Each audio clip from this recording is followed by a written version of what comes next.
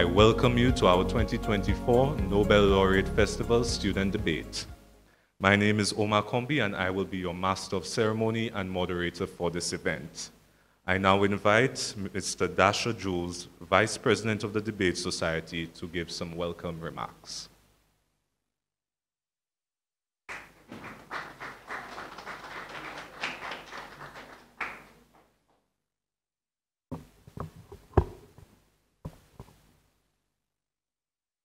Ladies and gentlemen, good morning. Please allow me to follow the already established protocols. I would like to invite you to this exciting and thought-provoking debate. I would first like to express my immense gratitude for joining us. This event was preceded by our Nobel Laureate Day activities in commemoration of the legacies of Sir Arthur Lewis and Sir Derek Walcott. And now we are due to witness the articulation, eloquence, and intellectual dexterity of the students of the Sir Arthur Lewis Public Speaking and Debate Society. In our interconnected world where ideas flow freely and diverse perspectives shape our understanding, debates serve as a crucial platform for the exchange of ideas, the clash of opinions, and the pursuit of truth. Today we find ourselves at the intersection to determine whether the annual celebration of our Nobel Laureates is more ceremonial than consequential, poised to explore, dissect, and critically evaluate the various facets of this compelling issue. As we embark on this intellectual journey, let us remember that a debate is not merely a contest of words, but an opportunity for us to refine our own convictions, challenge preconceived notions, and foster a deeper comprehension of the subject matter. It is through this dialectical process that we cultivate a richer understanding of the world we inhabit.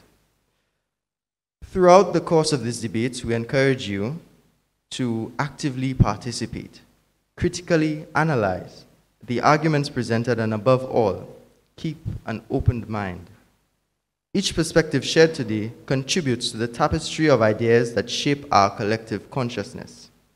To the participants, I offer you my congratulations as your toils and passion for debate are truly commendable. I encourage you to make the most of this opportunity and to inspire us with your thought-provoking arguments. Finally, I extend my deepest gratitude to the organizing committee, faculty members, and all those who work tirelessly to ensure the success of this event. So, without further ado, let the exchange of ideas begin. May our discourse be marked by respect, intellectual rigor, and a commitment to discovering the truth. Thank you.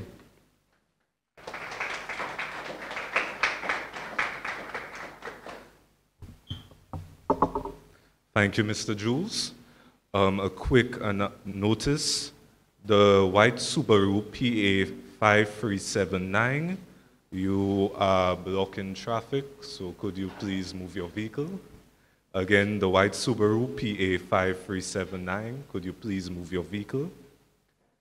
As Mr. Jules said, debate serves as a critical tool, especially for forming our youth. It shows them that they can fight with words and not weapons. It builds confidence, self-esteem, and teaches one to go outside themselves. I would now like to invite Mr. Jani Lebor, member of the SALCC Board of Governors and one of St. Lucia's prominent youth advocates, to give some brief remarks.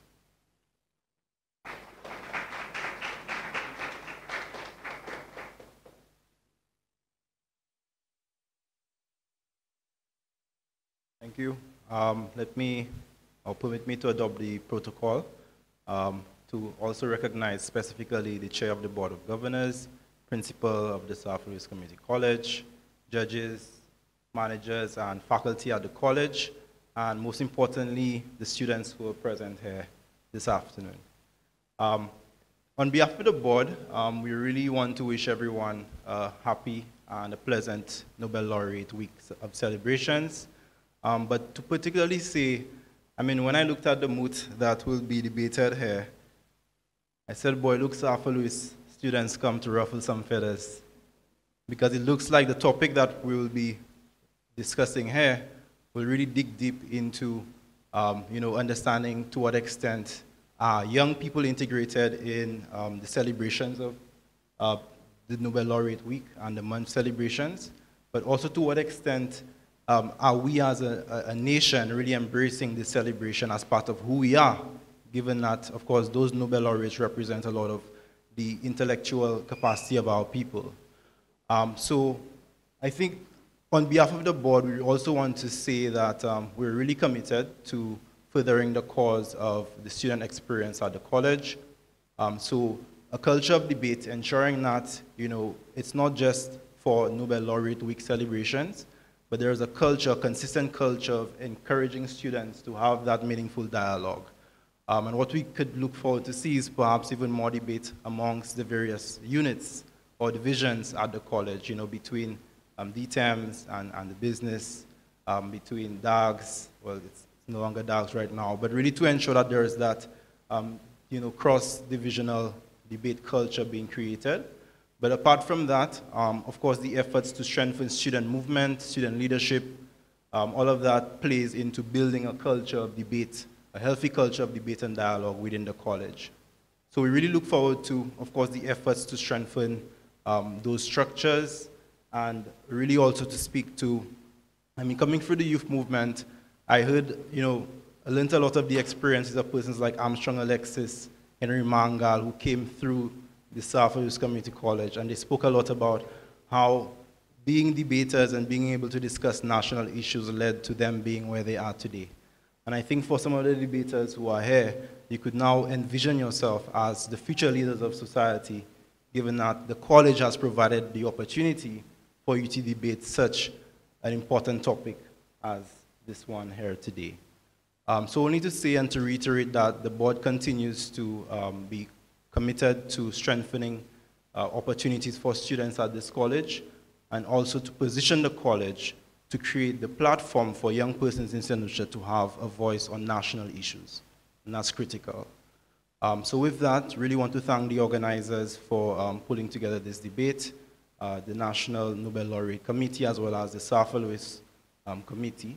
And we look forward to seeing many more of those discussions on other issues. We know that crime and violence is another critical issue that young persons need to have a voice on. So we look forward to perhaps a debate on youth and their perception of crime and violence and other issues on Ireland. Thank you very much, and all the best with the debate.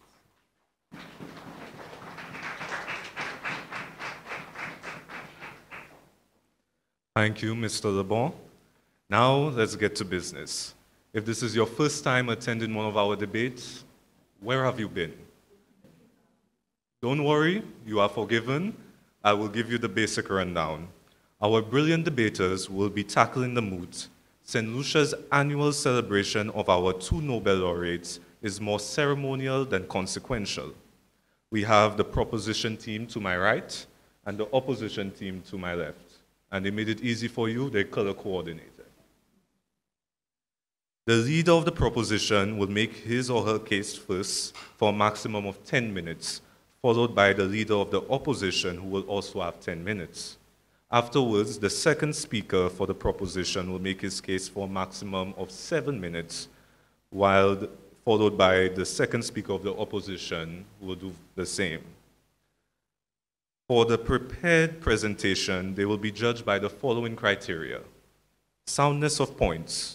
So do the arguments make sense? Are they accurate? Do they align between the thesis, the points, and the evidence given? That is a total of 35 points. Logical development. Are the arguments well organized, clearly explained, and have convincing conclusions? That is a total of 20 points. Audibility and clarity. Is there appropriate projection of the voice, tone modulation, and clear and articulate enunciation? Total, 15 points. Posture and personality. How confident does the speaker appear? Does he or she maintain good eye contact with the audience? Total, 15 points. Command of the material.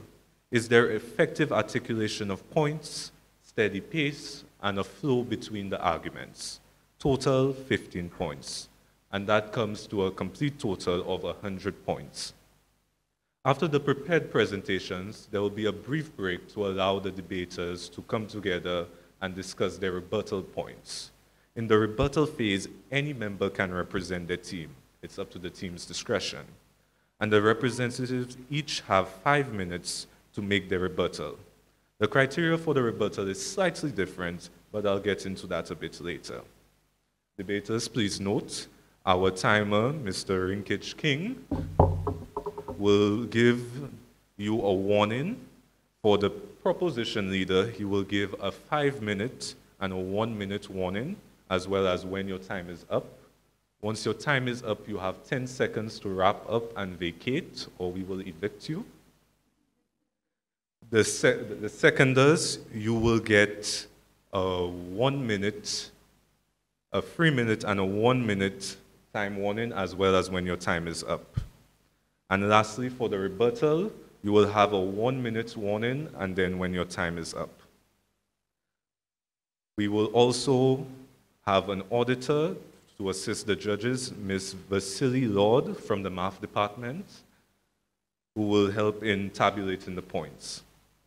Now let's introduce the stars of the show. Debaters, could you please stand when I call your name? For the proposition, aka the black team, those who will be arguing for the moot, we have the leader, Shine Savory, pursuing associate's degree in creative and performing arts, yes.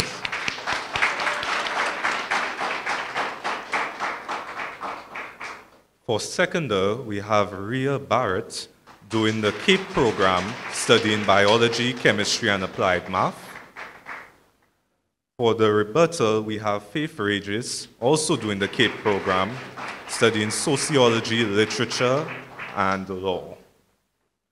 For the opposition, aka the grey team, those who will be arguing against the moot, we have Sham Peter, who is doing CAPE law, history, and literature. For the seconder, we have Shade Gustav, who is doing CAPE law, sociology, and literature. And then for rebuttal, we have Cameron Gustav, who is pursuing the CAPE program, science and math. And now we will have those who will be judging these talented debaters. Judges, when I call you, could you just please stand and wave the crowd? So we'll start off with Mrs. Jane King Hippolyte.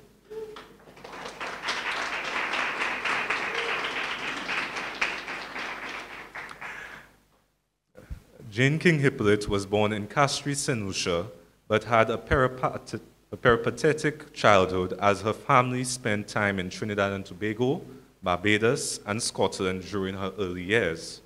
After St. Joseph's Convent, she won a St. Lucian Island scholarship to study at the University of Edinburgh. Since 1976, she has taught in various institutions, including the Arthur Lewis Community College, where she formerly served as the Dean of the Division of Arts and General Studies until 2014. King has published 3 collections of poems, Into the Center, 1993, Fellow Traveler, 1994, and Performance Anxiety, 2013. She won the Minville and Chassenay Arts Award in 1990 and was the first recipient of the James Rodway Memorial Prize in 1994. Her poems have appeared in various regional and international journals and anthologies. She has twice been the chief judge of the Commonwealth Writers' Prize. Her poems are known for the wry wit, which they address the place of a light-skinned woman in a race-conscious Caribbean, as well as the concerns over the role of the creative imagination in Caribbean societies. She is a co-founder of the St. Lucia Lighthouse Theatre Company, and during its existence was active as an actor and theatre director. She is also married to the poet Kendall Hippolyte. Again, once another round of applause. Next, we have Mr. Donatier Lewis.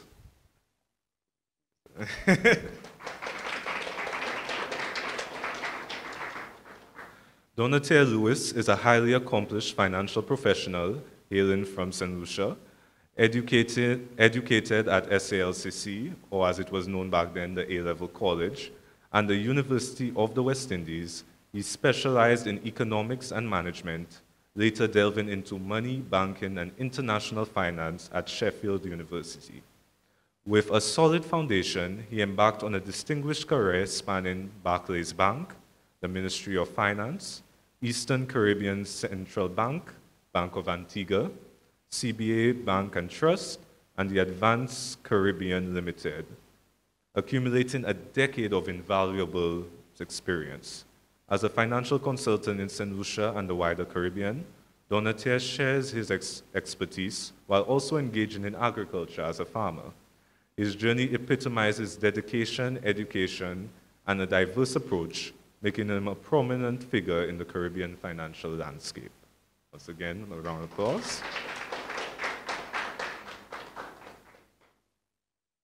And last but certainly not least, we have Mr. Levy Herald.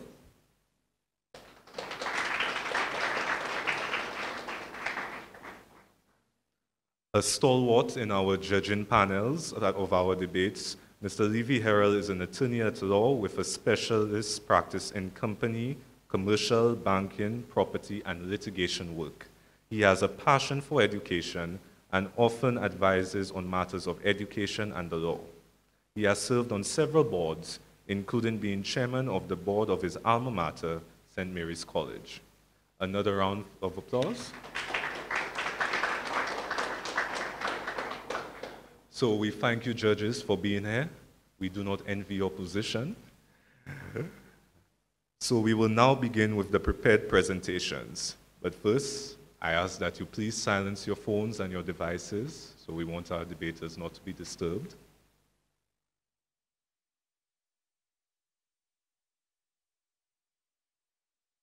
And I will now invite the proposition leader, Shine Savory. Round of applause.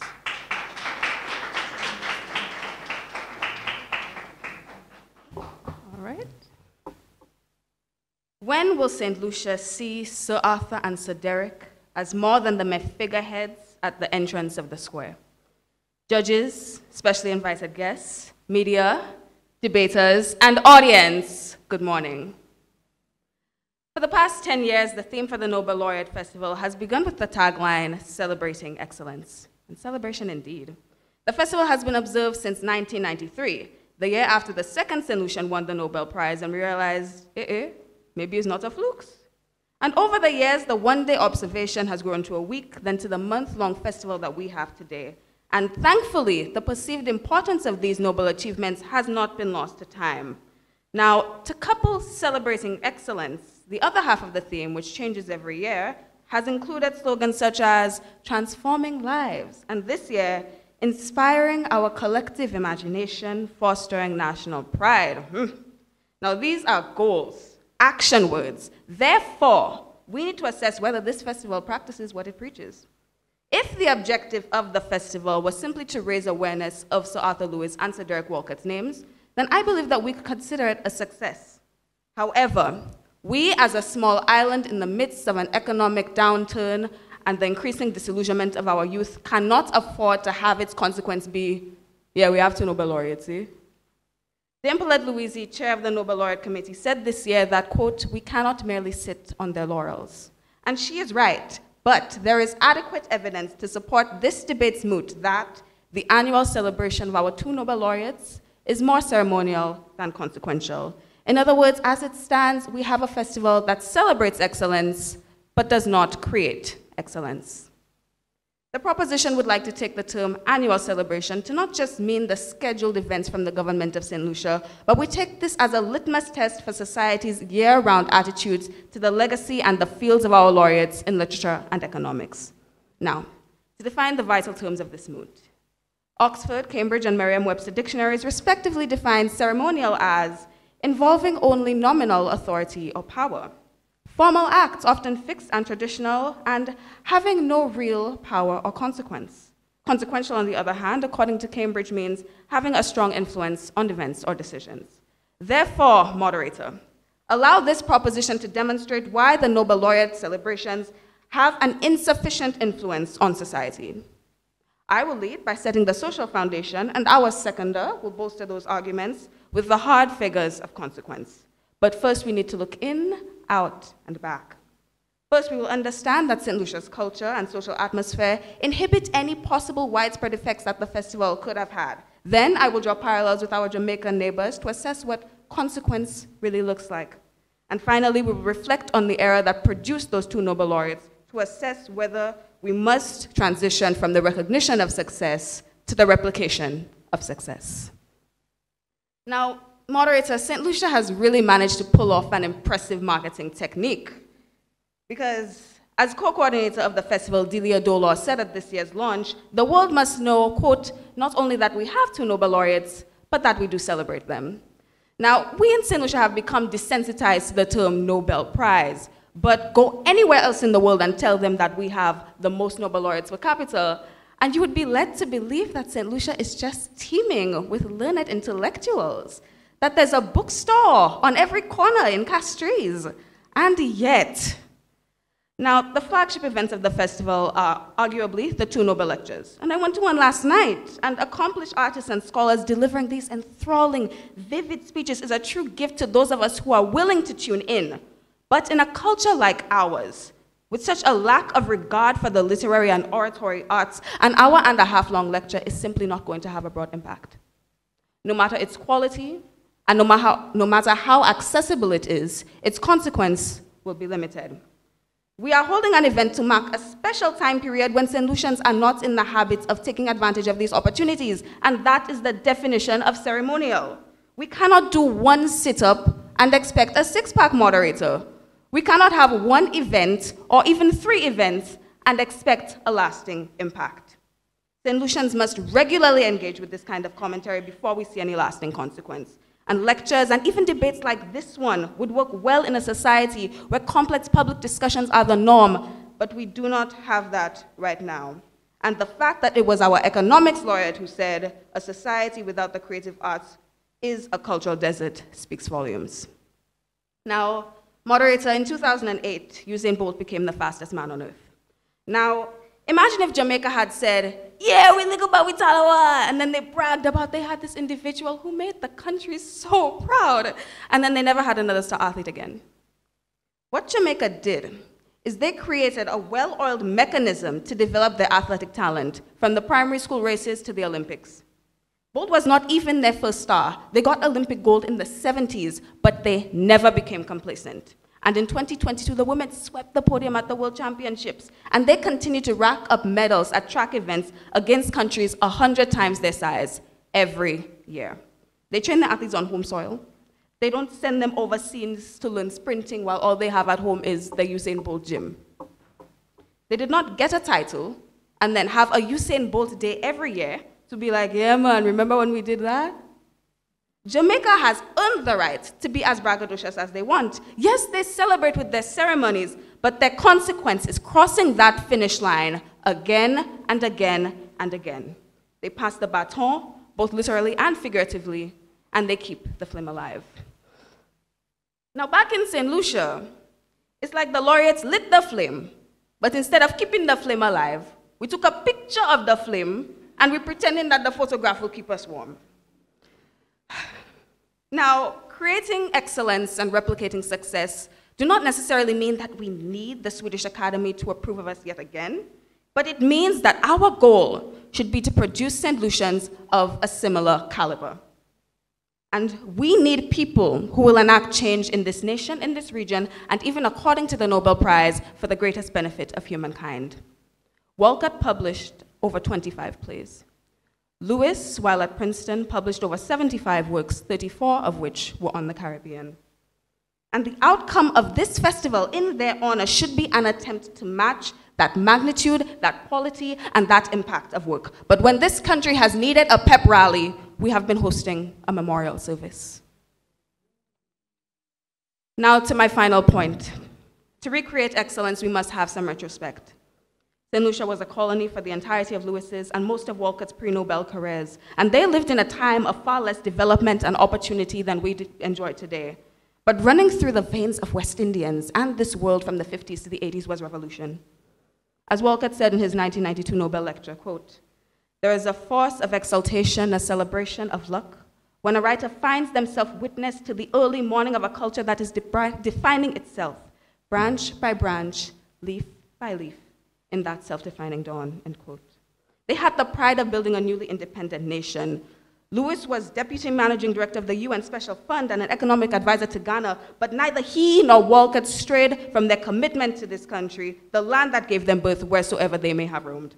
And the Nobel Laureate Festival and St. Lucia as a whole fell short decades ago when we failed to create a link between that radical generation and its successors. Jane King writes that, quote, "Harold Simmons was the master who had helped him to see the artistic potential in St. Lucian things," end quote. And if we want to see change happening in this country, we need mentors and mentees, we need networks and communities, and we need to pass the baton of consciousness and national fervor. And if the Nobel Laureate Festival had the direct objective of facilitating that essential level of social interaction, perhaps we would be able to say that it is more consequential than ceremonial. But we cannot. The festival, whose purpose it is to honor the most exemplary St. Lucians of that time, has to bring what was in that era to the 2020s. Moderator, audience, St. Lucia, our lack of a strong literary culture has failed us. Our complacency towards living up to the legacy that we celebrate has failed us. And we fail each successive generation by having self-contained ceremonies only for the here and now. To disregard this reality would be doing our country and our laureates a disservice. This issue is far bigger than the Nobel Planning Committee. All of us must reflect on where we have fallen short and accept the level to which we must rise. To consolidate our legacy, we must put consequence over ceremony. Thank you.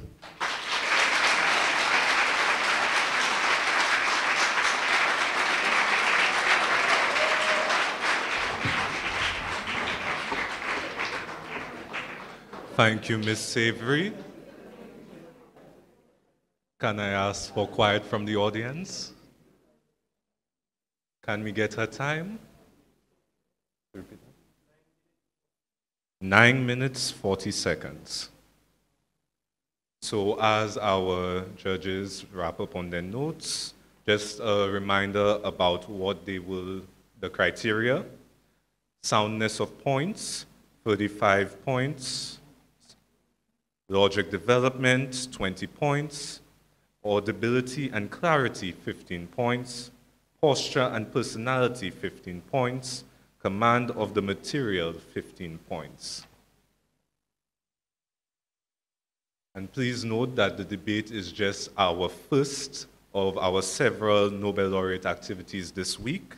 We have our annual Arthur Lewis Memorial Lecture with keynote speaker Dr. James Fletcher, and the topic, Navigating the Future, Applying the Teachings of Sir William Arthur Lewis to St. Lucia's 21st Century Challenges.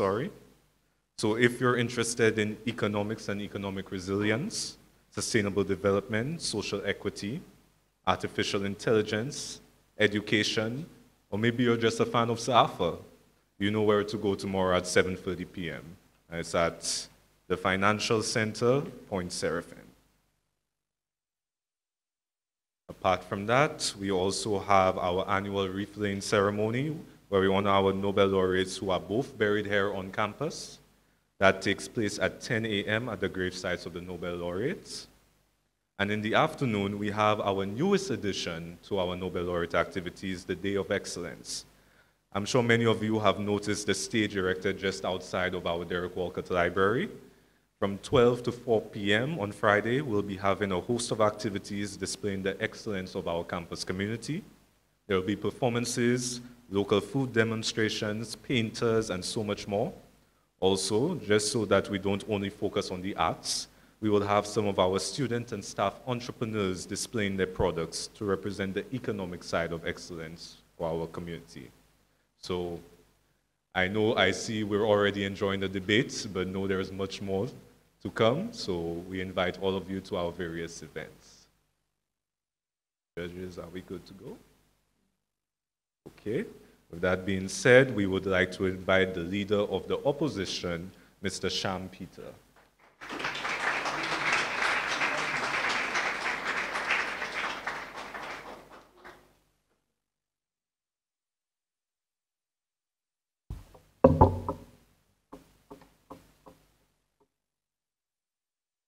Moderator, judges, my worthy opponents, my comrades, invited guests, and other audience members, good day. To reiterate the moods of today's debate, St. Lucia's celebration of our two Nobel laureates is more ceremonial than consequential. I would like to first thank you all for attending this debate. It seems to be of some earnest consequence to everyone here. We of the opposition would like to assert that contrary to the moods, our annual celebrations are in fact not more ceremonial than they are consequential. I'll present this argument on the basis of two major points. Those being, one, the increased global visibility of our island, and two, the academic exposure that these celebrations facilitate within the country. Before I continue, however, I must first define to you significant terms found within our moods. According to the Cambridge Dictionary, ceremonial is described as formal acts performed on important social occasion. Consequential as serving a notable purpose to an individual or an establishment. Thus, I begin. The annual celebration of our two Nobel laureates creates a beacon for St. Lucia to become more visible on the global stage, particularly highlighting our often underrated academic prestige. This is to say that whilst the contributions of our late greats Sir Arthur Lewis and Sir Derek Walcott did certainly create an awareness of St. Lucia's capabilities, merely those two could never have sufficed to establish the rest of the nation as academic elites. It is in how they are honored and remembered that displays the true extent of our abilities as a people. In these annual ceremonies of remembrance, our nation's great minds congeal and are able to orchestrate events of such a high cultural and academic standard, be it through the respective memorial lectures, the festivals, the cultural expressions through poetry, prose, and drama, as well as this very debate. Through the provisions of these ceremonies, St. Lucia is able to readily advertise its prowess in various fields. Through cultural output, economic theory, literary expression, and cordial ceremony alike, on par with any other nation. However, I would be amiss to omit these celebrations' quality of cultural enticement. St. Lucia, akin to her many siblings in the Caribbean, has a highly tourism-oriented economy. These Nobel Laureate celebrations are a distinctly unique cultural export. Out of the roughly 195 countries in our world today, only 81 have thus far borne Nobel Laureates. Even further still, there are only 13 nations, including ours, who have seen 2 sprout from their soil. And even more astonishingly, there are 38 nations who have produced more than 2 Nobel Laureates, and yet still, here in the Helen of the West, we are afforded the privilege to live in a country with the highest Nobel Laureates per capita, a fact that is unfortunately quite often overlooked with regards to its true significance. But the Nobel Laureate celebrations that our island holds annually bring this fact back to the very forefront of our national consciousness, and in so doing, we display internationally the depth of our cultural appreciation of our Nobel Laureates. The cultural significance that we afford through these celebrations is nothing to scoff at. Take into consideration 2 of the most well-known nations within the Caribbean, Trinidad and Jamaica.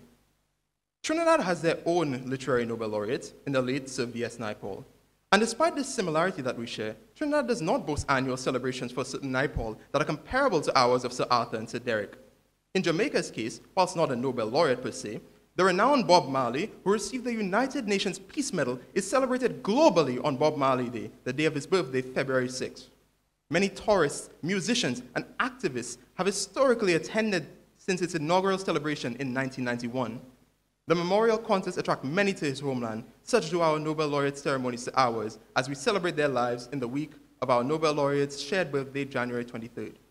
These celebrations allow St. Lucia to be known as a country appreciative of its own culture and those who greatly contributed both to it and to further academia. This visibility, however, does not have to be ascertained through the eyes of an entire nation. Notably, our celebration attracts the eyes of notable figures in the fields of discussion, be it economics or literature. A famous example of this was our country's indirect relationship with Irish Nobel laureates for literature, Seamus Heaney. After befriending Sir Derek during their time as lecturers at the Boston University, A biographical article released by FSG Publishers recounts, quote, "He and his wife, Mary Devlin, often spent much of January in St. Lucia with Derek and his wife, Miss Sigrid Nama, where they participated in Nobel Week, honoring the country's laureates Derek and Sir Arthur Lewis," end quote. These visits did not go unnoticed nor forgotten, owing to its coverage in a popular online news source in Guyana, the Sabrick News. To quote an article entitled, "Seamus Heaney, One of the Best," open quote, "The Caribbean remembers Heaney as a close friend and colleague of Derek Walcott. The visits he made to St. Lucia and the activities of poets there, they have both been world leaders," close quote. The activities in question, of course, being our Nobel Laureate celebration. But even wider still, his visits to these celebrations were employed as a conduit for Sir Derek Walcott's fame, or perhaps as he would have liked to inherit, his infamy. In another article by American professor and writer David Manson, published in the Hudson Review entitled "The Fame of Derek Walcott," Manson recounts an anecdote of Seamus Heaney in his visit to the 2002 Nobel Week celebrations, posting a letter to him in jovial glee as the visage of his friend Derek was on the national stamp of St. Lucia. And Manson recounts the feeling of reverence at experiencing a man of Heaney's caliber write so happily about another. It is through these celebrations that this fame was initially able to be achieved, and we have managed to put a spotlight on the splendor of what we accomplish here. Our global outreach is of significant importance, yes, yet mutually so is that of our domestic knowledge. Thus, my second point, academic exposure. These Nobel Laureate celebrations has acted as a major facilitator for the spread of academic knowledge in its time. Firstly, I'd like to speak particularly to the realm of economics. An all-important agent, acting constantly in the shadows of both micro and macro affairs, economics in a society is understandably fairly understated when compared to avenues of artistic expression.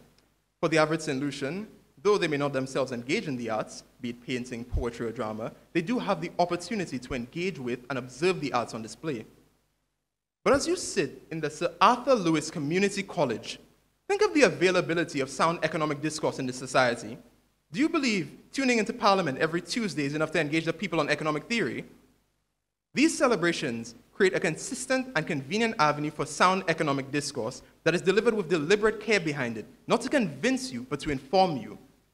We expose the citizens not only to the content itself, but the individuals most qualified to deliver it, especially with our memorial lectures. In 2003, for instance, our very own former principal, Dr. Keith Nurse, presented a lecture on industry and identity and highlighted the management strategies to increase the efficiency of the cultural market. In 2012, current Director General of the OECS, Dr. Didacus Jules, presented a lecture on St. Lucia's survival options amidst rising globalization. More recently even, in 2020, Governor of the ECCB, Timothy Antoine, presented his lecture, Socio-Economic Transformation by Invitation and Innovation, a theory built atop the work of Sir Arthur.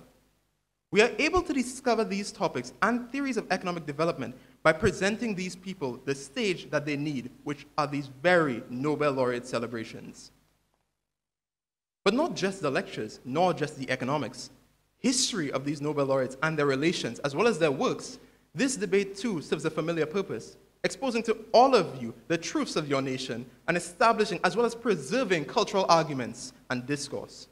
This very debate is of grave consequence to understand in future the ideologies and beliefs of our people and the basis of which they were built. Thus, in conclusion, the annual celebration of our two Nobel laureates is not more ceremonial than consequential, but is in fact of great cultural, social, and academic consequence, both domestically and abroad. I thank you.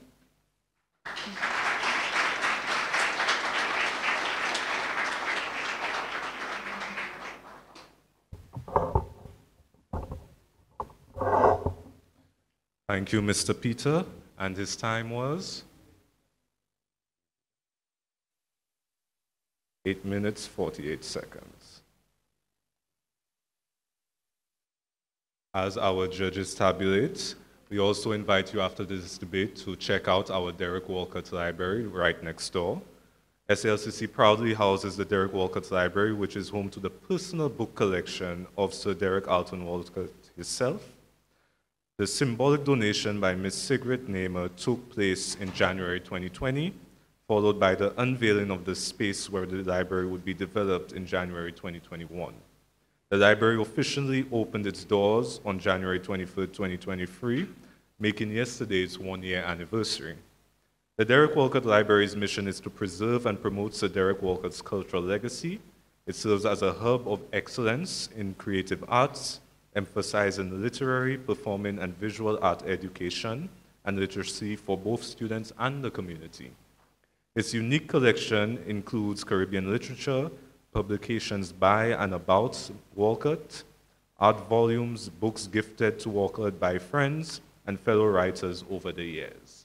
So for more information about the library, just hop on by, or you can go on to our website, salcc.edu.lc.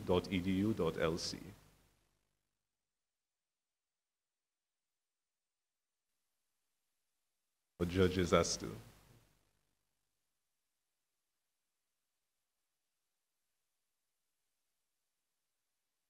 Okay. Noted, yes.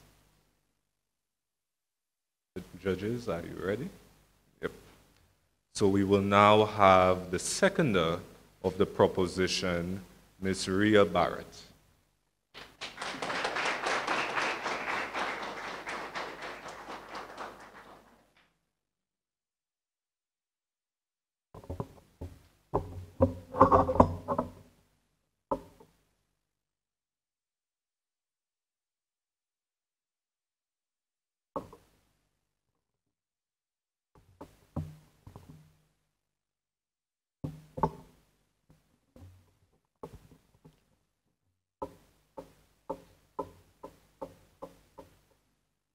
Picture this, a glorious podium with Sir Arthur Lewis in first place for economics, Sir Derek Walcott in second place for literature, and nothing.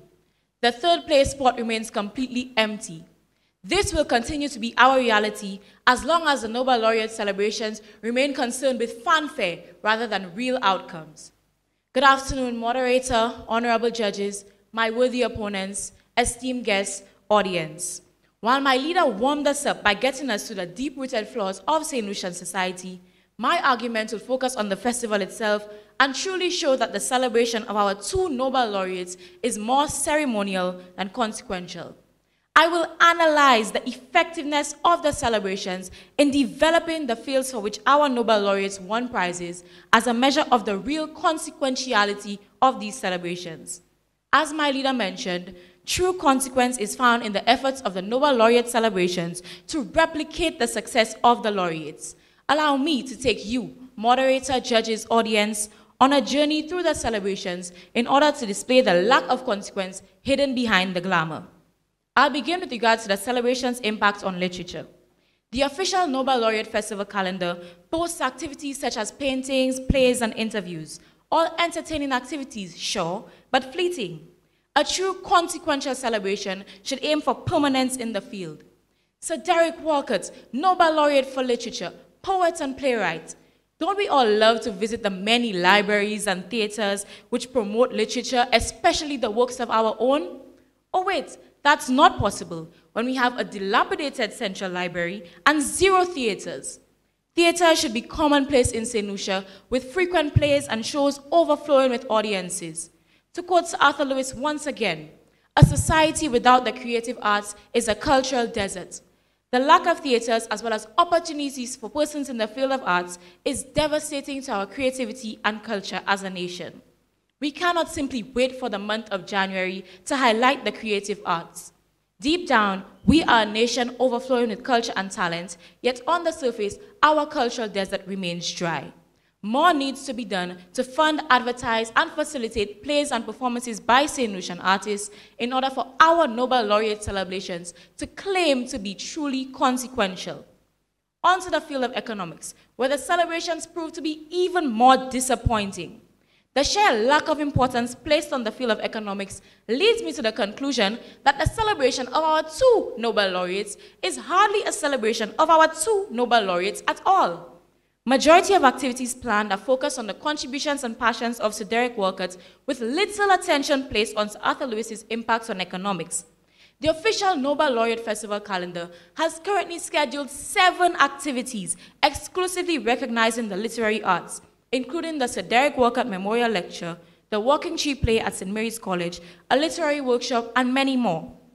Additionally, activities like the choir competition and photographic exhibition also place more emphasis on the arts. The only activity with sole focus on economics is the Sir Arthur Lewis Memorial Lecture. In order to truly be a consequential celebration of Sir Arthur Lewis, there needs to be more activities geared towards economics. For example, trade shows and exhibitions for St. Lucian entrepreneurs. We shouldn't have to wait for the St. Lucia-Taiwan Partnership Trade Show to give our entrepreneurs opportunities to showcase their business and generate revenue. Why should we require an external power to identify St. Lucian talent when excellence is achieved right here on our shores? The Queen's Commonwealth Essay Competition is yet another part of our Nobel Laureate Festival calendar, which is further proof of our reliance on external sources for recognition as well as validation. As was mentioned by my partner, Lewis and Walcott had special interest in nation building, and a shift away from foreign initiative and validation is one of the few ways we can honor them. Sir Arthur Lewis claimed that his interest in economic development was, quote, an offshoot of his anti-imperialism, end quote. By remaining reliant on developed countries to recognize our accomplishments, we are in direct contradiction of our Nobel Laureates philosophies.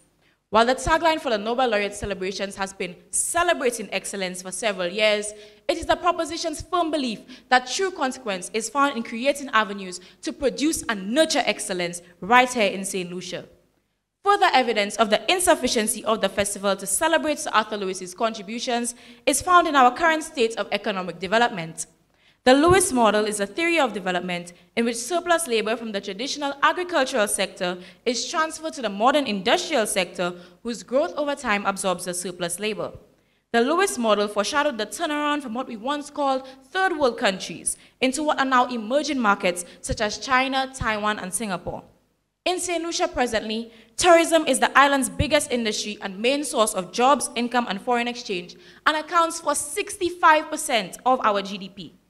Agriculture, once the biggest industry, now contributes less than 3% of GDP.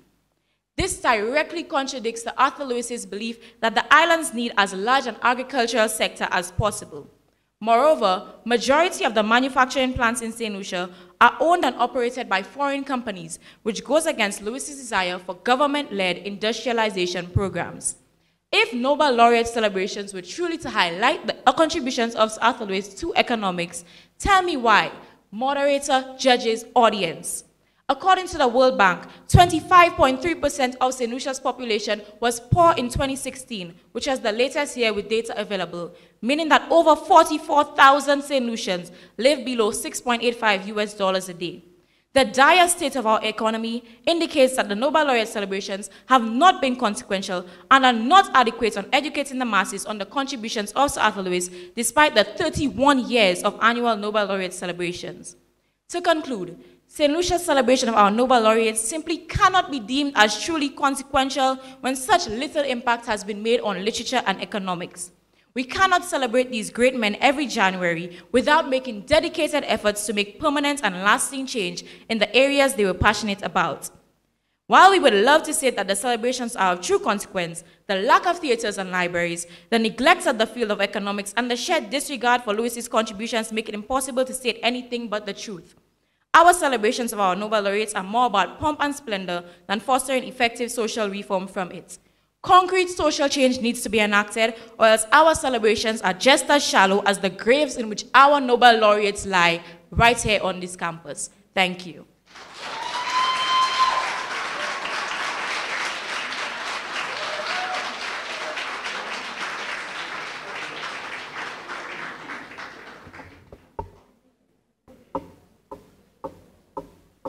Thank you, Ms. Gustav. And her time? 7 minutes, how long? 8 seconds. Okay, while we give the judges time to tally their scores, we would like to say a special thank you to all our specially invited guests, especially our various secondary schools. I saw a few SMC, S, I'm not sure about the others, my apologies. If what you see here excites you and you are in Form 5, please note that applications for the 2024-2025 academic semester begins February 12th, and it's open until Tuesday, April 30th. So check out our website for more information. We have programs in agriculture, business, digital humanities, performing arts, engineering, health and wellness, modern language, science and technology, social science, teacher education, and tourism. Also, for our online audience, if you are not interested in doing a full degree, we also offer various certificate programs, which are about 15 weeks. However, the availability of these courses change by the semester, so follow us on Facebook, Instagram, and LinkedIn to keep up to date with our current offerings.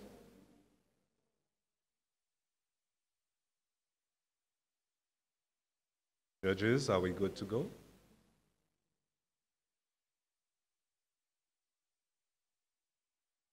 So we will now bring on the seconder for the opposition, Ms. Shade Gustav.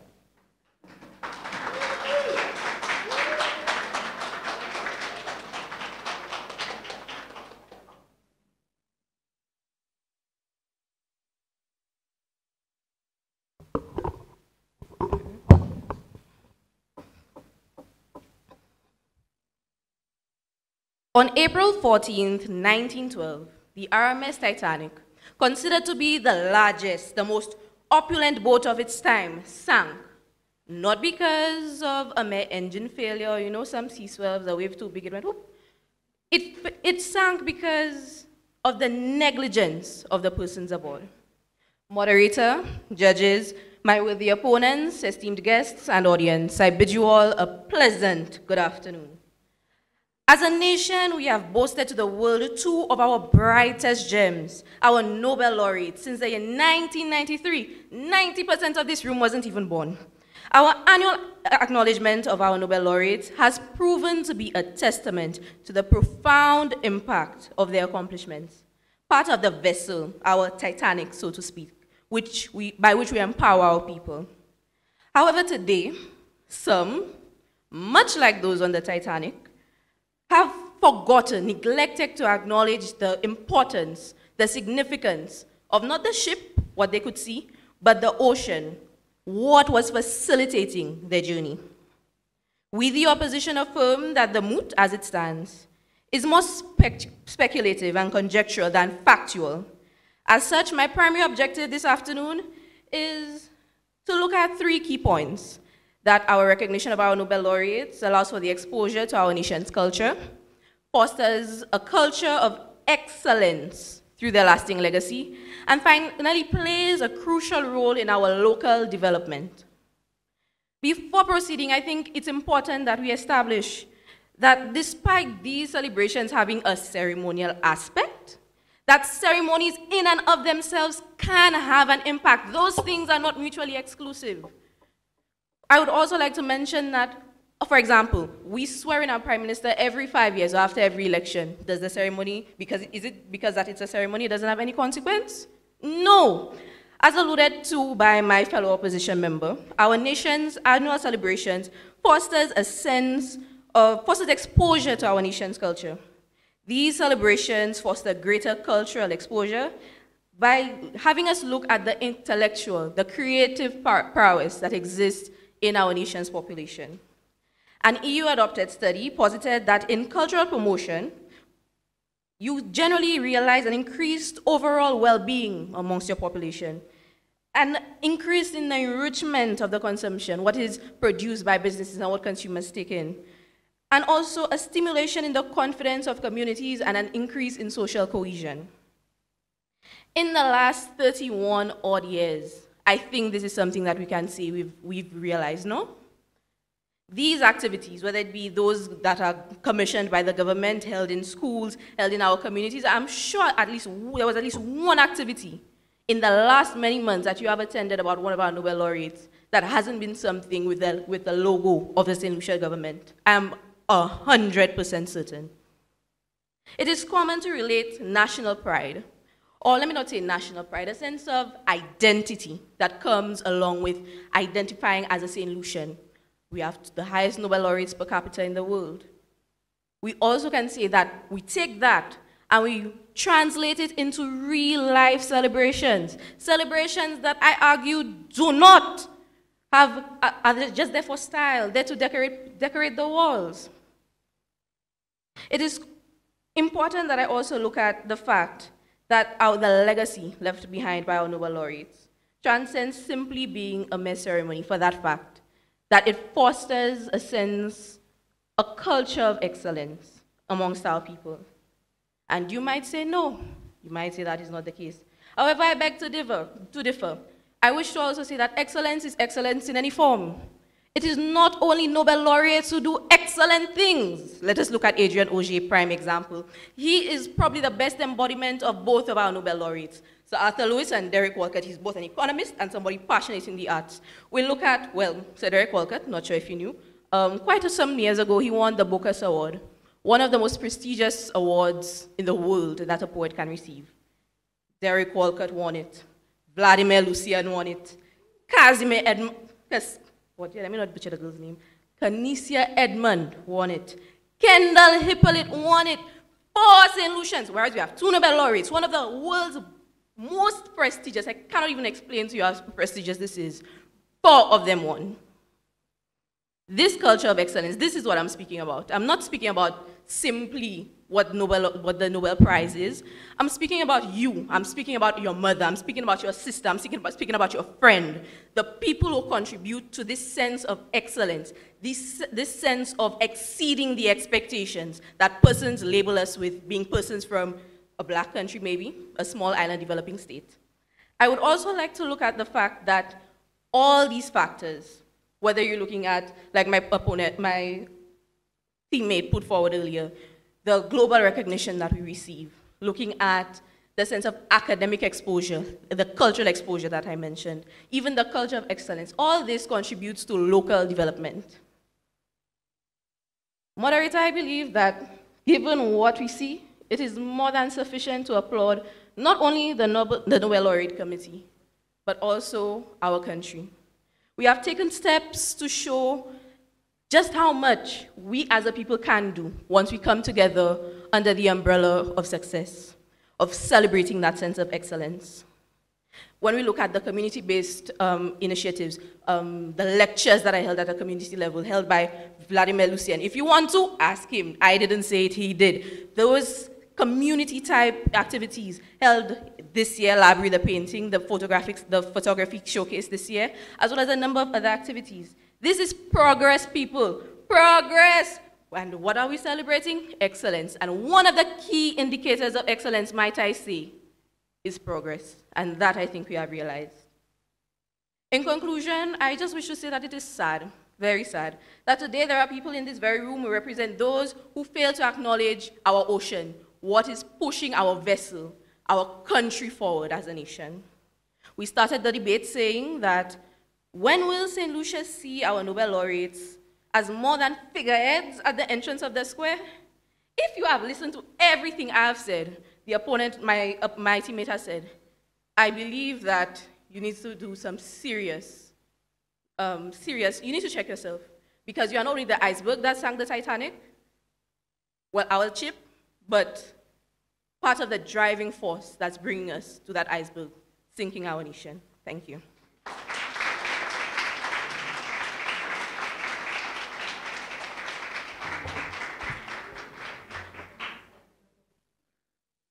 Thank you, Ms. Gustav. And her time was 7 minutes, 22 seconds. We will now have a 5-minute break while the debaters prepare for the rebuttal. At this time, we ask the audience to please remain quiet so the debaters can focus. The future is ever-changing. Communities, jobs, and economies are continually being transformed. This is why we need incredible minds to connect problems with innovative solutions, to disrupt and create new industries, to enable businesses to think sustainably, to shape evidence-based leaders and the next generation of visionaries. SALCC helps you to shape your career. Your passion is calling. Your future is standing by. Tap into your potential. Virtual and on-site classes, dedicated faculty, diverse student experiences, and highly recognized programs. Sir Arthur Lewis Community College. Apply today and fast-track your career.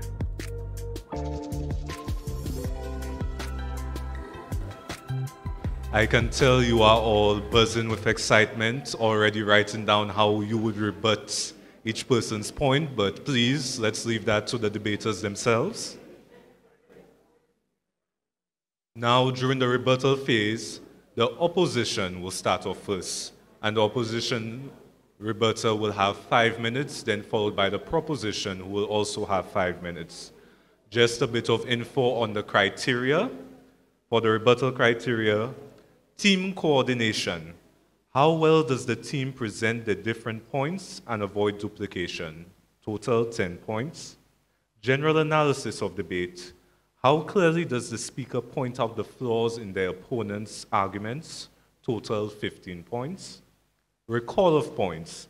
How well does the speaker recall the opponent's points without misrepresenting them? 10 points. Ability to refute the points. How persuasive and credible are the speaker's counter-arguments? Total 20 points. Spontaneity. How well does the speaker perform in the moment? Total 5 points. And cumulatively, that goes up to 60 points. I will now invite the opposition rebutter, Mr. Cameron Gustave.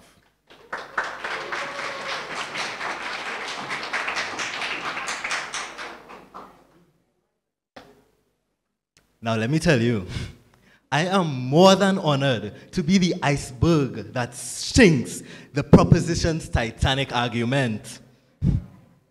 The same proposition, my esteemed colleagues, who see the state of our nation as black rather than the gray that it really is. Mr. Moderator, my honorable judges, ladies and gentlemen in the audience, it is my pleasure to walk you through the lies, contradictions, and blindfolded arguments of my colleagues on the proposition side. I would like to start with an English lecture. Consequence. C-O-N-S-E-Q-U-E-N-C-E. Con, the Latin word for with. Sequence, an event that happens after another thing. My math teacher is sitting right here in the audience, sequences and series. I learned a lot from her, and I learned a lot from Derek Walcott, where I get my passion for literature. That in itself is a consequence. The broader message that I am trying to spread is that consequence is not the third Nobel Laureate.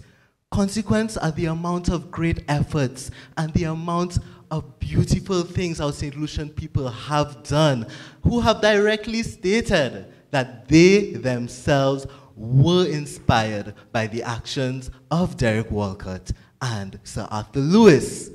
Yes, walk with me now. They talk about our third Nobel laureate, but in the same argument, they go on and say we don't need international approval. So what is it, proposition, that you are really trying to say? Because you would stay there, and my esteemed colleagues be blind to the great things that St. Lucians have done, yet yearn for a third Nobel laureate? Let me tell you, I don't think Alfred Nobel has any family in Choiseul. So why are we looking for this international approval? Let me go on to say that there is a failure to recognize. I keep reiterating this point because it kind of invalidates the whole argument there. There is so many great things. We have Kathleen Carew of Helen's Daughters. She has directly come out and stated, you could ask her, that she has been inspired by the heritage and the legacy of our Nobel laureates in our modern day.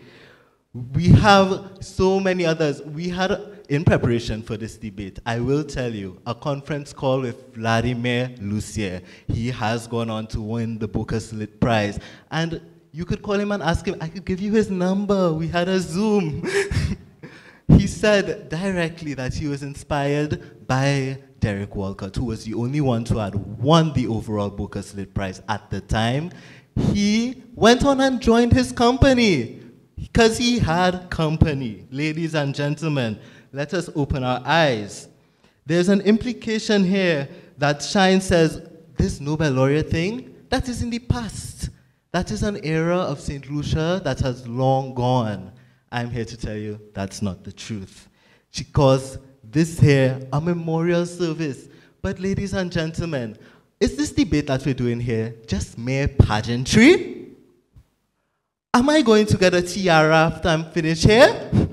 Or are we actually celebrating this in of itself is a consequence? The fact that we even aspire to get a third Nobel laureate shows so much about our willingness and our drive as St. Lucians to improve our status quo to be the best that we can be. I don't even have to take it from a patriotic angle. You can tell by the sing-song nature of my accent that I am no native to this island. Yet even I am able to recognize the contributions and having this man right here on my shirt and Obama walking around the White House with his copy of Homeros. Ladies and gentlemen, they talk about underdeveloped theater. So many of my debaters were unable to make it today because they're busy practicing for their play downstairs. It is the rejection of reality that the proposition has put forward and spindled into a nice little bundle for you all that has completely debased the entire argument. I, for one, believe that we as people should not choose to reject reality, and we need to see it for our own eyes that there is consequence to all that we are doing. The moot is the moot, I oppose it. I oppose the moot. We experience and live each day in the consequence of what they have done, and we do use it to strive even further. Thank you so much.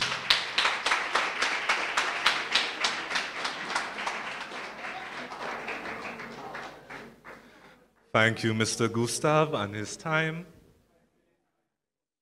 5 minutes, 5 seconds.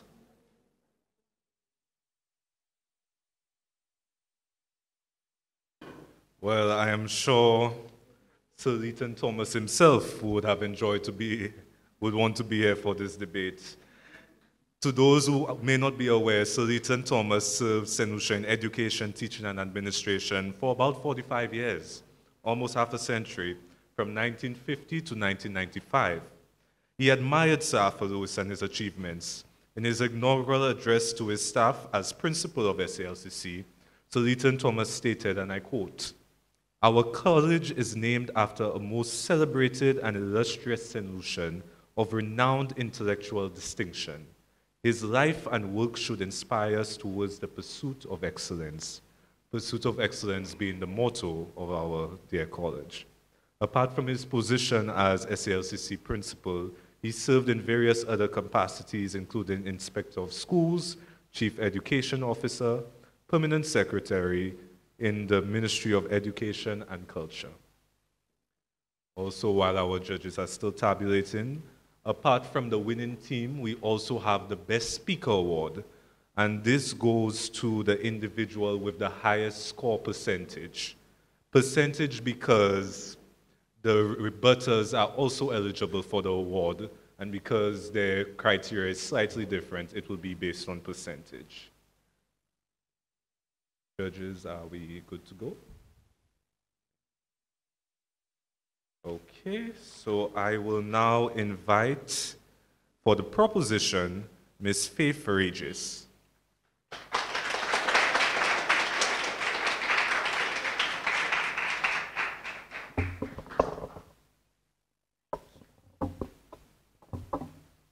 Good afternoon. Honestly, I, as a humanities student, just use this debate as an avenue for me to talk about what I think about every single day. Firstly, the presence of students at this debate is not an example of consequence. I can recall on my way in, seeing lecturers begging students to fill up the seats.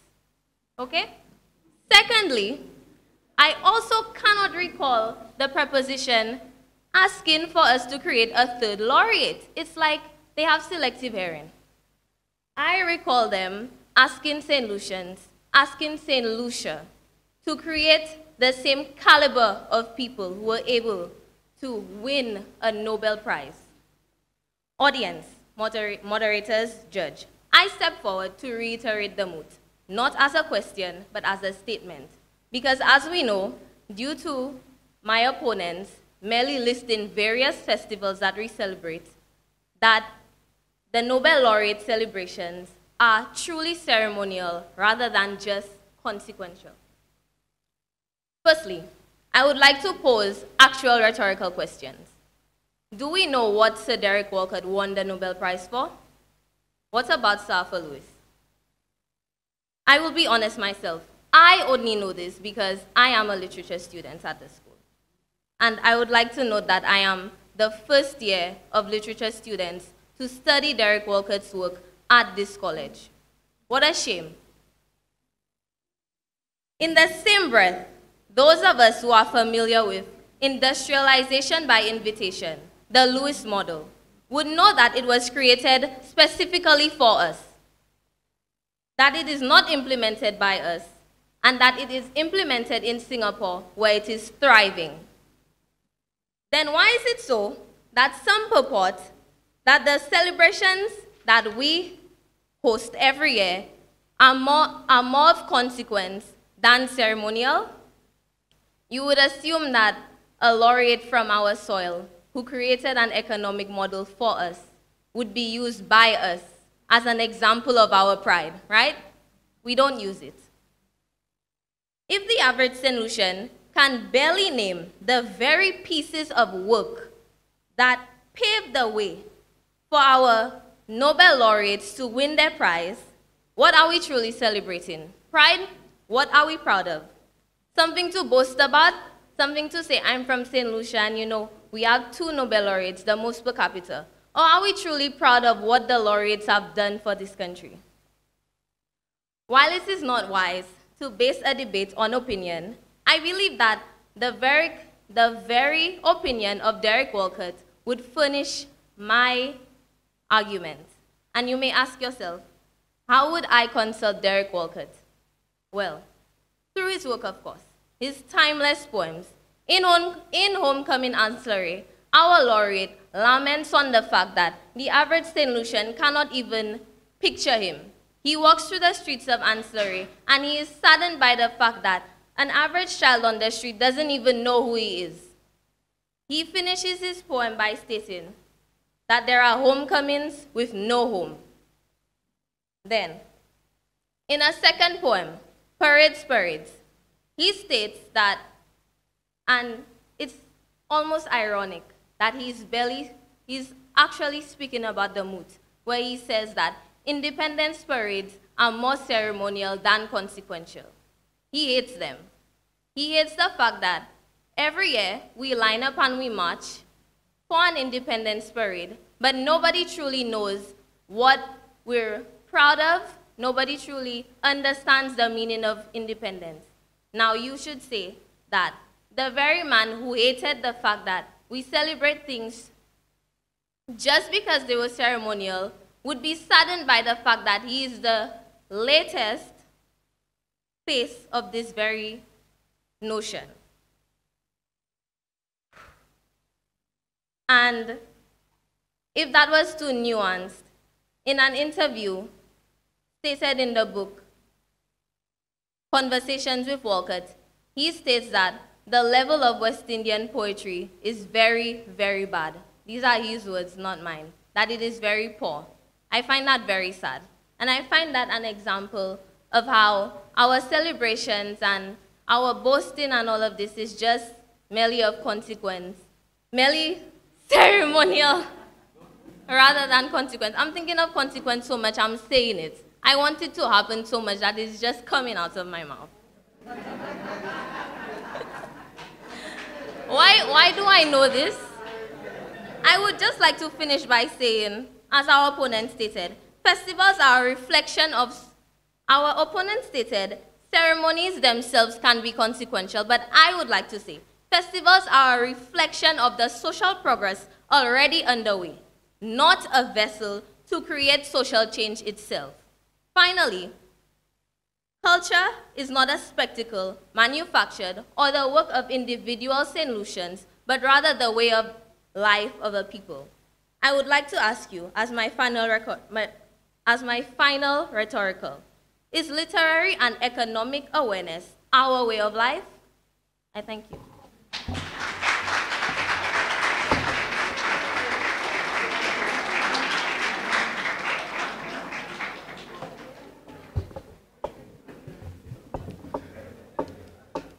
Thank you, Ms. Regis, and her time. 5 minutes, 55 seconds. Well, one thing for sure, you cannot say that our debaters hold back any punches, whether it be for our country or our school. So, you know, it is full transparency here. Now we ask that our judges be brought to the deliberation room for them to tally their results. And in the meantime, we will have an open discussion where you, the audience, can ask questions to the debaters or make some general comments about the mood. Please note that we're leaving the judging to the judges. So the discussion should not be about critiquing their arguments, but more about understanding their process, what challenges they faced in terms of preparation, or exploring the mood more deeply. So judges, if you'd allow our timekeeper to escort you. We would also like to make special mention of the Caribbean elective students from the UK who are now in St. Lucia on internship and who are helping out with our Day of Excellence by assisting in painting the mural by our IET building. So feel free to check that out after the debate. To get the ball rolling, I would just like to ask each of the teams, what was the most challenging aspect for preparing this debate? When we got the moot, I think it was overcoming the fact that for a lot of us, well, at least those of us on the opposition, that is something that, the moot is something that we held to be true. I don't think we really realized just how consequential, I mean, it can be more consequential, we do admit that, well, not in our presentations, that would have been not good. But I think we can now admit that it can be more consequential. But I think overcoming that bias in only seeing the ceremonial aspects of the celebrations as they start, not only in January, but as they go on throughout the year. You know, you might hear of a poetry night, or you might hear of a debate, or you might hear of a lecture, not the Nobel Laureate lectures. And you really just see it as something that we do. But I think having done the research, which I would say is probably was the second most difficult thing to do, getting sufficient research to substantiate points, especially local data that would have been able to basically say, like, this is what it is that way because there are local sources that can support what we're saying. That was another difficulty we encountered. But I would say those are the two major things. I don't know if there's something else you want to add. There were two major challenges that we faced actually. For one being time. There was so much that we wanted to say because we really believe that this moot can bring about real change in St. Lucia and truly show the ways in which the festival can be more consequential. When we first started, we had examples, ways, things that they can implement in order to make the festival celebrations be of more consequence. And another challenge that we faced, the opposition mentioned it as well, is the lack of data, statistical facts and figures to back up our argument. It was very hard to find that locally, which is also why we kind of had to look out for other examples, which is not something that we should have to do. And I find that's a very common theme with debates in St. Lucia, like when it's related to us, it's very difficult to find our own data, and it's also not very accessible. I had to go and look in some massive book, and I still wasn't able to find what I needed. And even when you call around, you call the ministries, you ask questions, and you still cannot find the answers for these questions. So that was one of the main challenges that we faced. Thank you.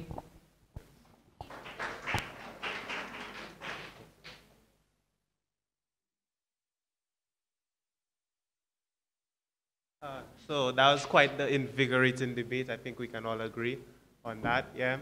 Let me give a little background. My name is Rinkich King, as was said.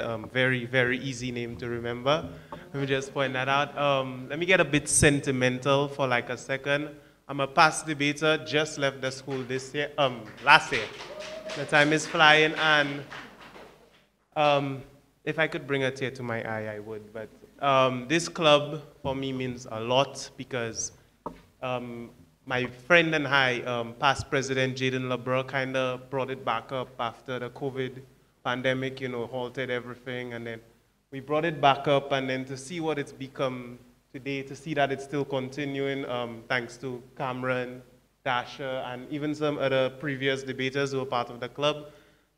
It's really inspiring to see. I love the student activities. I love to see it continue to go on. In relation to the debate, I think I really love when there's a debate and it leaves me kind of, I don't know which side to pick. It leaves me indecisive, you know, because both sides brought such good points to the table, and I'd like to congratulate both teams as really good competition.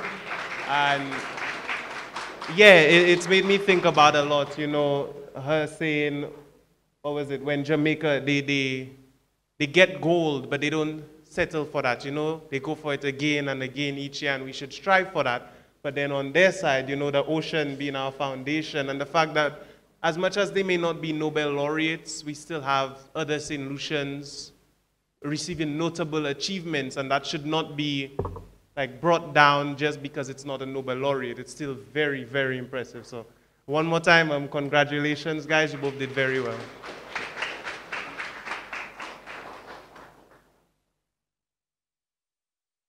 Any other questions from the audience? Questions, comments?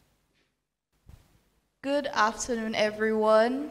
My name is Jada. I'm a Form 4 student at Leon Hess. First of all, wow, your debate was so amazing. It made me feel like I was in the midst of celebrities. You guys are very well educated.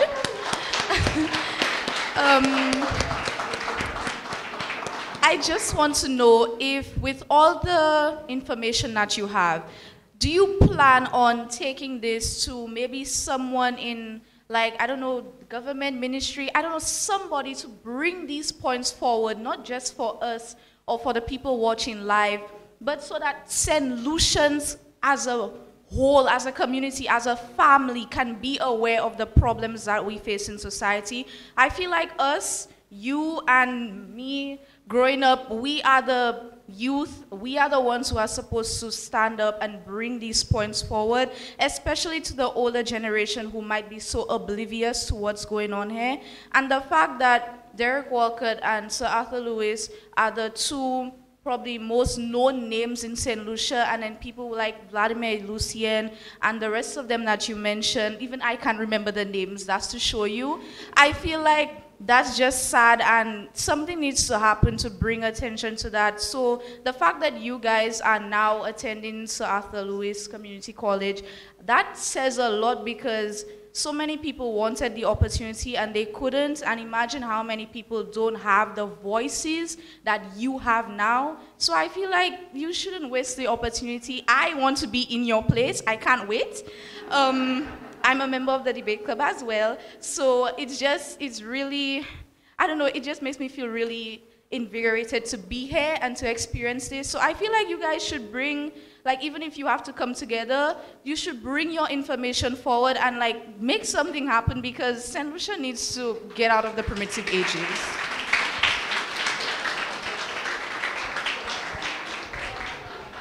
I would just like to say very well said. And as a member of the Nobel Laureate Committee, I think one of the suggestions I'm going to make this year is that we definitely have persons, young persons, students from the Sir Arthur Lewis Community College and perhaps even from the secondary schools to be part of the committee, because I think that the contributions that you would make would be invaluable. So thank you very much for that. Yes. And again, if anyone else shares her enthusiasm, remember, Monday, February 12th, applications open. My sociology lecturer says that the students who do sociology should have a radical mindset, and I believe that. She also told us that it's usually students who start the protest, it's usually students who are in the streets, students who are marching. I think one of the main points that my team had was that the culture in St. Lucia, the culture that we foster, is not one of social awareness, right? Also, students are the future of the country. I feel like you say that it's us, but it's us, right? It's all of us. You have the power, we have the power. It's our job to implement the change that we want to see. And I feel like if we begin, because they've been telling us from young that we are the future of the country, I think we really need to take that in our hands and internalize what they tell us because it's true. I feel like if we really banded together, like you were saying, we could really implement the social change that we want to see. If we begin to foster a culture of social awareness, that we would really see the change in the future generations. It's not for us to dream, it's not a dream anymore. It has to become our reality. All of us are like under some veil. It seems like we're asleep, that we don't see what's happening around us. It's like you see what's happening, you don't do anything about it. You talk about it, but you talk about it in the wrong spaces. I see it. A few of us are aware of it, but still we don't do anything about it. I don't play a big of a part as I should. And I feel like since all of us already know this and we have been afforded platforms to speak about it, that we really need to take it in our own hands rather than lending it to somebody else, saying you can do it. I can do it. I can do it. You can do it. All of us can do it.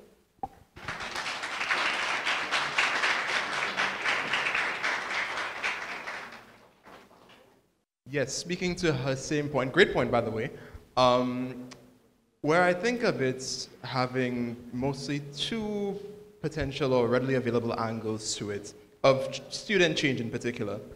Either of, firstly, a student unity that comes together and operates within the guidelines of the institution itself, or far more interestingly and far more likely, a student body that operates independently of the administration, that comes together to omit and ignore the red tape, to ignore the administration, their poor timing, their poor judgments, poor reaction times. A student body that will come together, meet together, organize together, to promote the angles that they want, the vision that they want, not to wait for the supposed titled student council to break itself up from the ashes, but to speak within themselves in the groups that they already have the ideas. They're not creating the ideas. All they're doing is unifying themselves underneath the banner of the ideas that they've held for so long. They don't need to get the permission, the labeling, the check sign, the signature. They need to come together with the idea. They need to bring it forward as a single unified body that cares for it.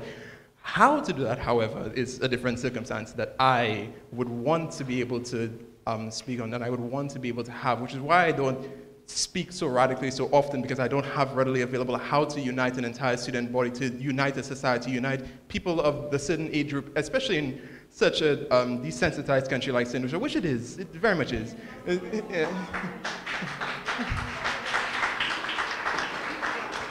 But yes, I wholeheartedly believe in the vision of students being the force of revolution, the force of protest, the force of marching, and the force of change, definitely. I advocate for it highly, and I hope for it to be implemented, especially in your time when you come in 2 years' time, I assume that is, and people of your era to take it up, to keep it in you, to have people of like mind and to work towards it. It's possible, it'll happen. Thank you. I am Ethan Glasgow. I am the president of the St. Mary's College Public Speaking Club, and I have a question for the proposition. Now, the proposition mentioned Sir Arthur Lewis's work and how us as St. Lucians don't really know his work. Well, I did a little bit of research into this before I came here, and the work that Sir Arthur Lewis did to win the Nobel Prize in 1979 is Economic Development with Unlimited Supplies of Labor, published in the University of Manchester. So my question for the proposition is, what steps can St. Lucia take right now to try to follow in Sir Arthur Lewis's footsteps? Thank you.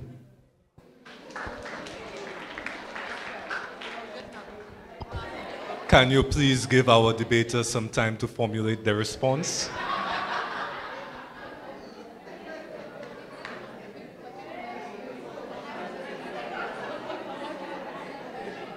Opposition, please feel free to help your fellow debaters out. In the meantime, we have another question here from one of our students at the college. Good afternoon. My name is Caitlin Polius. I am a CAPE student of Literature, Sociology, and French.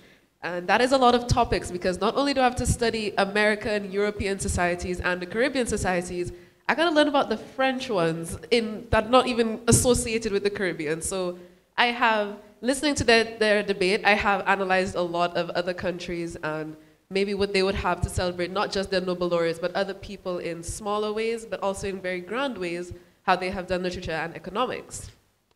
But when I listened to them and I thought about it, I was biased to consequential because I do not find Nobel laureates to be very ceremonious, even though I hear about it all the time. Because I'm born St. Lucia, but I grew up in St. Vincent. So I would hear about it regardless, that St. Lucia has 2 Nobel laureates. And I would be like, okay, that's pretty cool actually, because St. Vincent, as far as I know, I don't know yet, has none. So it's interesting to see someone have 2 Nobel laureates, not just 1, 2, and they're Nobel.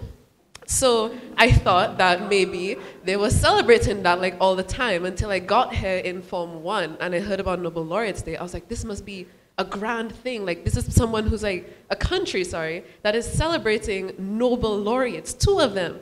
And they'll just be like, there's gonna be something at the Finance Administration Center one day, the next day, and then just being like, yeah, woohoo. And then the week passes by and everyone forgot about it until someone asked, that's not the country with 2 Nobel laureates, that's St. Lucia, woo, you know?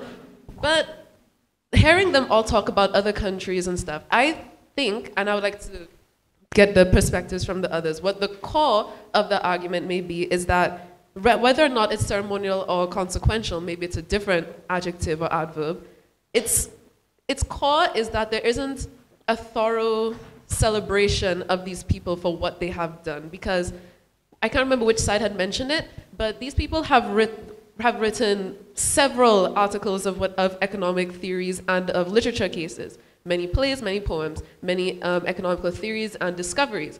But we never really stated that when someone asks, what do these Nobel laureates do? We say, oh, this one got it for economics. One of their theories, industrialization by invitation.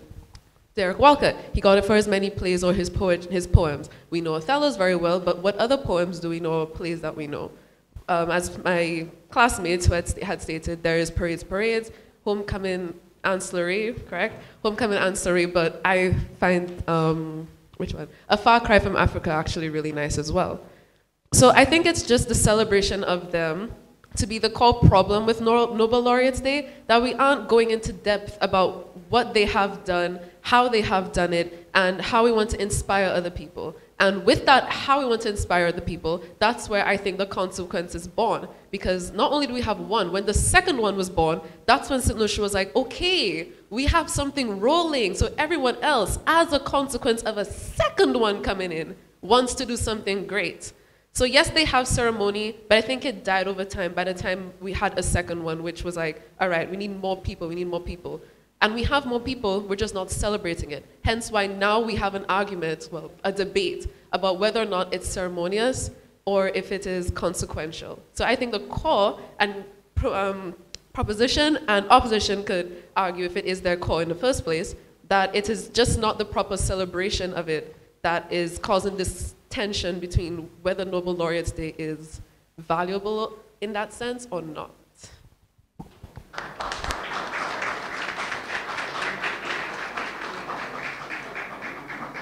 I believe that one of the most effective ways that we can get change is to start from as young as possible.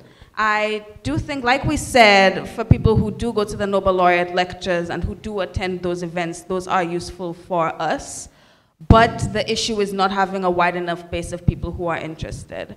And my mother's a teacher. She's been a teacher since the 90s, and she would tell me that back in the day, as in a few decades ago, there would be all of these events with the rallies for independence, and that you'd have all of the schools coming together, and then you look on NTN, and then you see there are these choral groups for June Creole or for Christmas or wherever, and you're like, this is when schools would come together and do performances, and they'd get in the same space and do those kinds of things. From primary school, from early, like 6 years old, and they're up on the stage and they have the mic in their hand.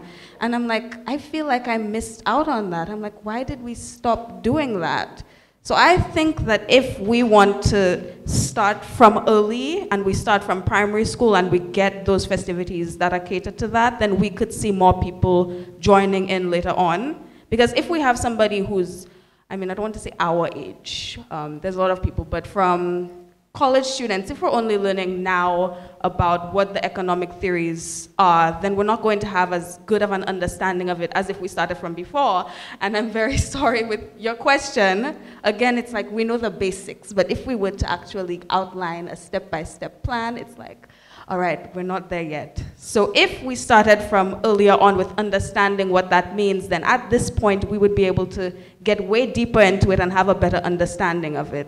But before we do that, we can't start from at this level. We have to go from earlier, and we have to cater to the youngest among us. Okay, we'd like to thank everyone who made their contributions during the open discussion.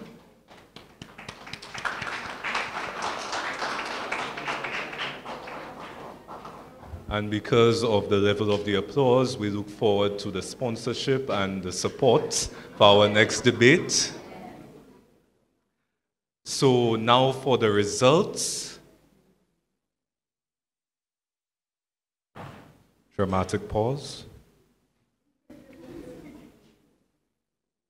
For the proposition, out of 780 points, they scored 689.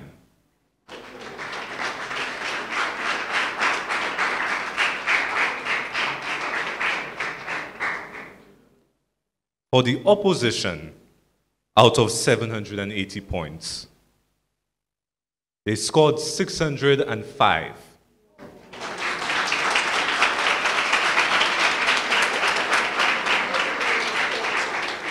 Therefore, the winners of our 2024 Nobel Laureate Festival student debate is the proposition side.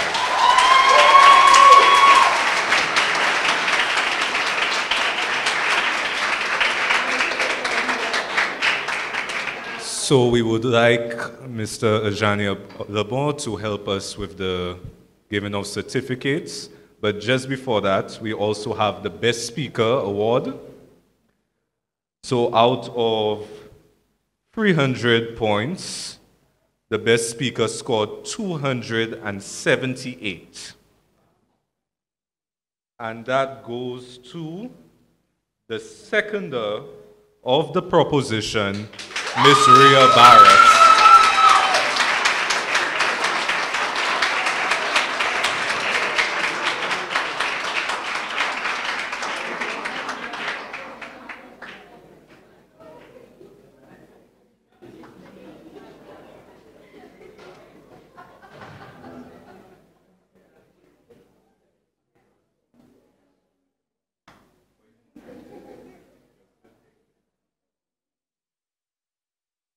So we will start with the participation certificates with the proposition leader, Ms. Shine Savory.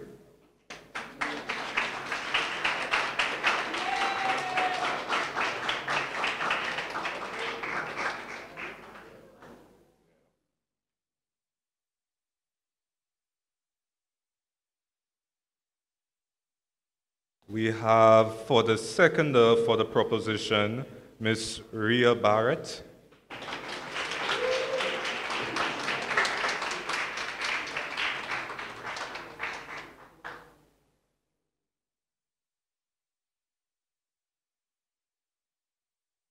For the rebuttal, we have Ms. Faith Regis.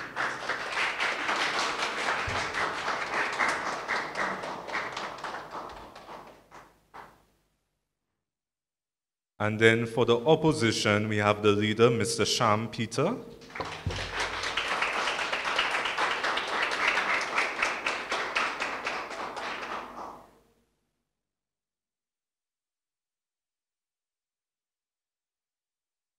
For the seconder, we have Ms. Shade Gustave.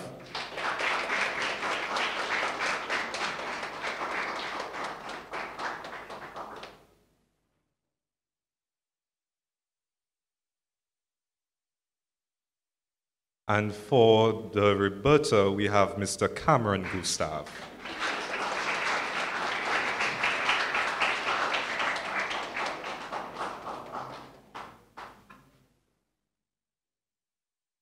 For the winning team, we also have trophies as the winning team, so you can come up.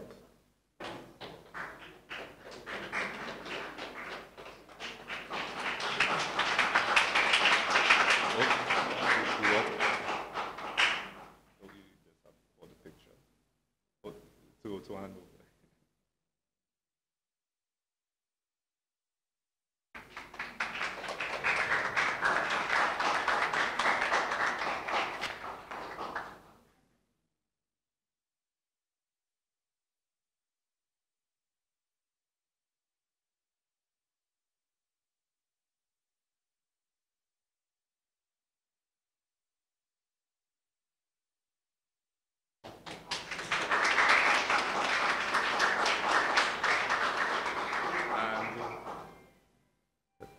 We also have the trophy for the best speaker, which is going to Miss Ria Barrett.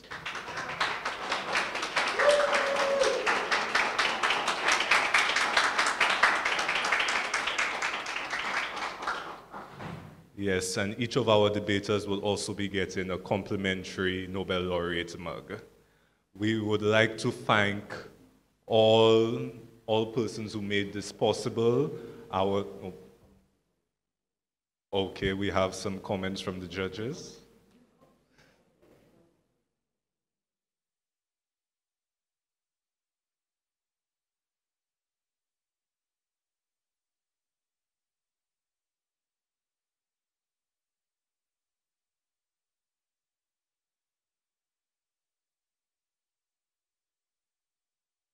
Thank you very much, Mr. Moderator, Mr. Combi. I would like to adopt the established protocol and begin by, first of all, commending the organizers and the ancillary, who are called the ancillary contributors to this incredible afternoon. I think you did very well, Mr. Moderator. You set the tone in your delivery, and I think the speakers followed through. And generally, as judges, we were very impressed with the commitment of all of the students. I must say that I was rooting for the opposition to the moot, especially you may have had a little bit of a stiffer challenge, but sometimes in life you have those who win and those who come second. Tatiana, who did the national anthem, wonderful singing voice. Is she left or is she still around? But certainly I appreciated her singing. As you move on from here, I think we would like to encourage you as that in your life to read more widely, with greater depth. Never cease to seek to explore knowledge. And you're very fortunate because as students you have at your disposal the internet. And you're really just a couple clicks away from the brightest people in the world. Okay, so certainly use that to become powerful. And by becoming powerful through knowledge, you then are able to replicate what the Nobel Laureates achieved, in whose image we are today. So, and as a country, we desperately, desperately need you to do this. You must be tasked with doing it, I want to pay a particular tribute to the students who are doing law. I think Faith and Sham. I hope that one day you will continue in the profession. It's a great profession. It's a noble profession, and we need people like you. I shudder to think that I am already getting on in the profession, but I don't have as much youthfulness as I once did. So I want to encourage you to please continue in the profession.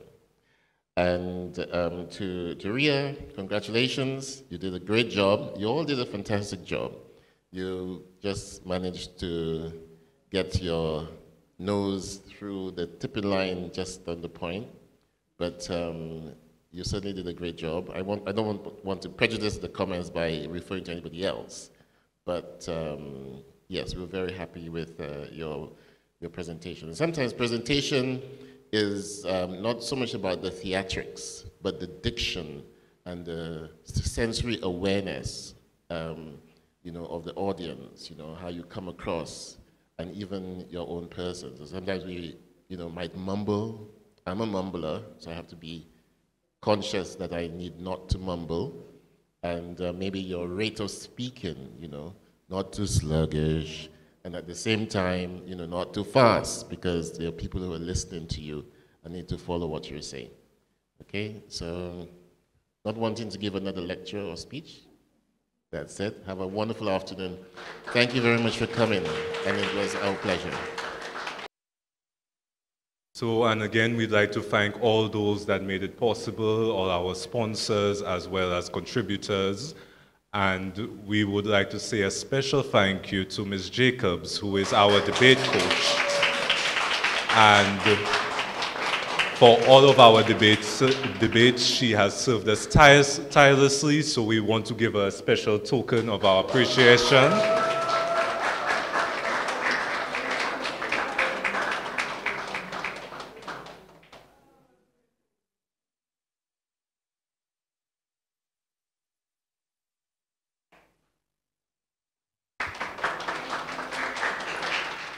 Once again, thank you, audience, both in person and online, and I wish you all a pleasant afternoon.